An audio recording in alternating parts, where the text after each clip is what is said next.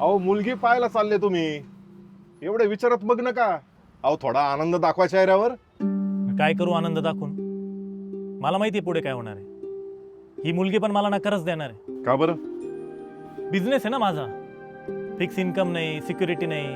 अहो थांबून घ्या मग 1-2 वर्ष. आणि लोकांचं काय करू? लोक बोलायचे थांबता का? अरे एवढा शिकला तरी काय त्या बिझनेसच्या मागे लागला, कुणाचंही ऐकतो, लवकर लग्न करून घे, लवकर सेटल होशील, हे नको करू, ते कर, ते नको करू, हे कर. लोकांना काका पायी पण चालू देत नाही, घोड्यावर पण बसू देत नाही. ते स्वतःविषयी एवढं निगेटिव्ह ऐकून ऐकून ना कधी कधी स्वतःवरच डाऊट यायला लागतो. मग स्वतःचं पण ऐकू वाटत नाही. स्वतःचं ऐकणं लय महत्वाचं असतं बाबा. काका तुमचा पण हा छोटा मोठा बिझनेसच आहे.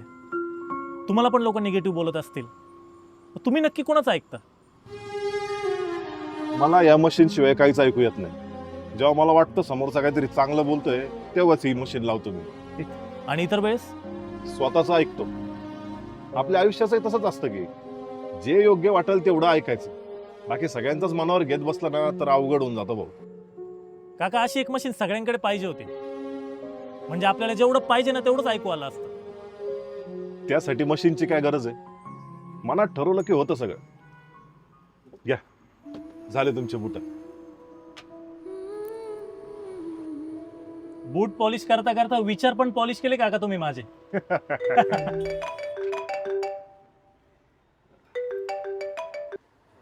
हा काका बोला. अरे मंगेश, अरे ते मुलीकडच्यांचा कॉल आला होता. ते म्हणत होते आम्हाला बिझनेस वाला नवरा नकोय म्हणे, तर काही वर्ष कर ना जॉब. काय त्या बिझनेसच्या मागे लागतो?